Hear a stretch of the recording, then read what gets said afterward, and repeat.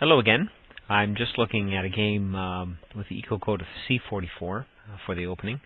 It had been labeled Ponziani's opening with Scotch Gambit, and I'm having a lot of difficulty finding information, particularly on the Scotch Gambit. So those of you who are a little more knowledgeable, I wonder if you can just post a comment on this once you've had a look at it.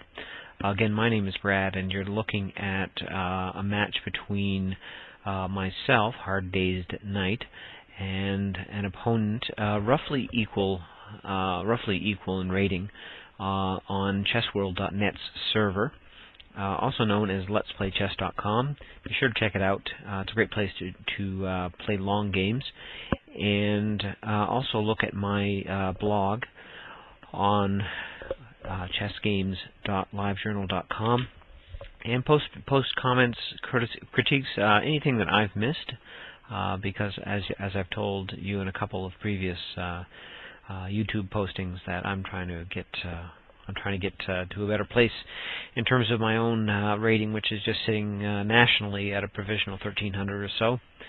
So let's have a look at this game and see how well I did. In any event, we just open with a typical king's pawns and go from there. Okay. One striking feature is that he does very well at grabbing the center squares and defending them with two bishops, and does succeed in getting a lot of pawns up there in a hurry.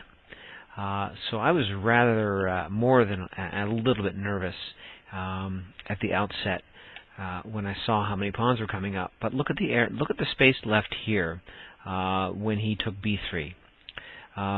That's an invitation for a bishop that would like to come in and visit the back lines and cause a little bit of, stir up a little bit of you-know-what. So I do. Threaten that rook, and threaten a rook, and threaten a pawn. Naturally, he doesn't want the pawn to kick it.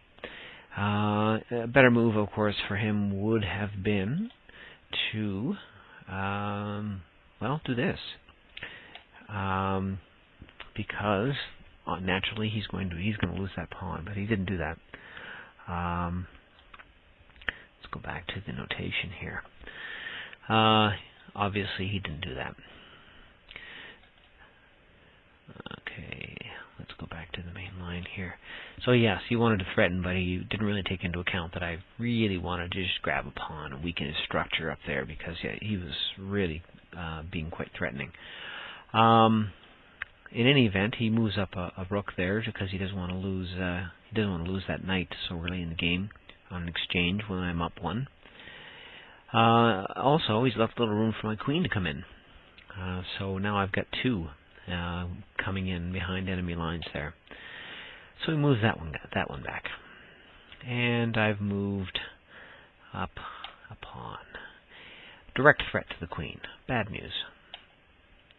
But I've still got room to sit in. Okay. Ah, look, another pawn goes, because he chose to threaten the queen. So we have taken. We're now up 2-0, and we're weakening that structure slowly but surely.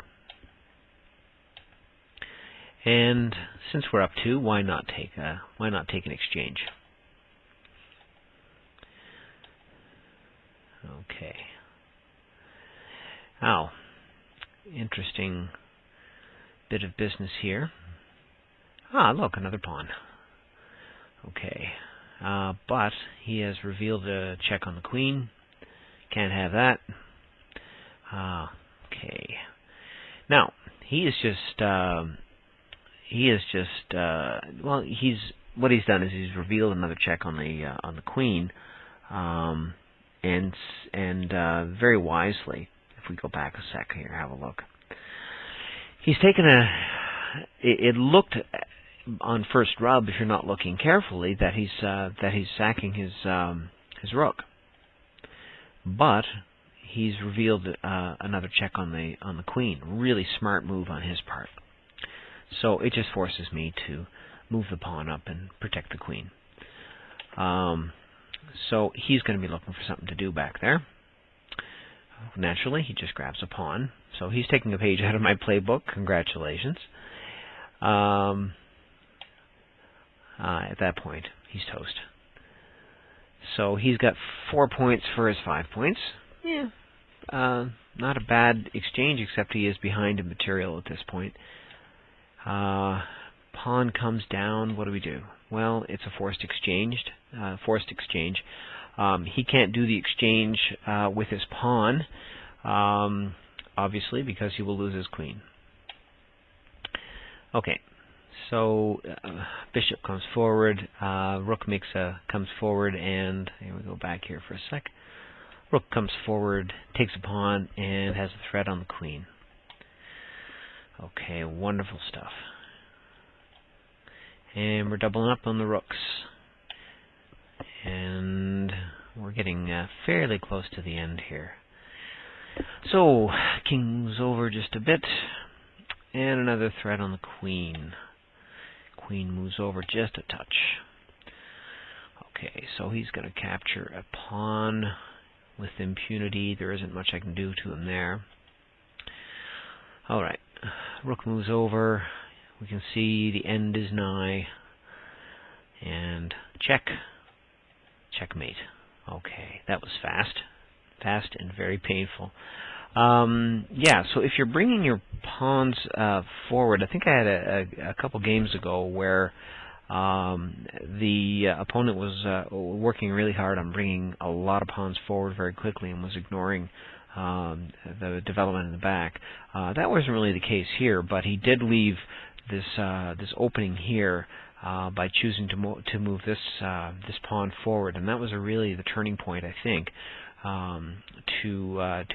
Opened up a whole disastrous scenario, because once this structure started to fall apart here, he started losing pawn after pawn, and then had to really kind of had to sacrifice in here, and that created a whole lot of problems, and it just opened up a whole line of attack on the other side. Anyway, this was a fun one. Ended a couple weeks ago. Really enjoyed it. Hope you've enjoyed having a look at it. Let's Play Chess.com, and I will see you again soon.